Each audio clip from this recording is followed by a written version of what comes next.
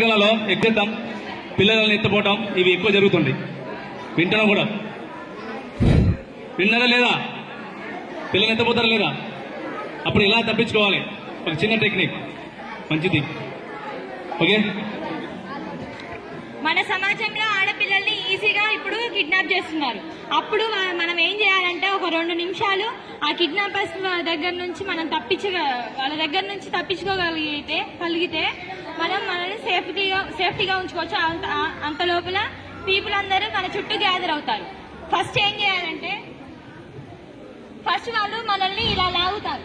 ఇలా లాగినప్పుడు వాళ్ళు మనం 2 కాళ్ళని వాళ్ళ కాళ్ళను 2 కాళ్ళు మడిచేసి కూర్చోవాలి.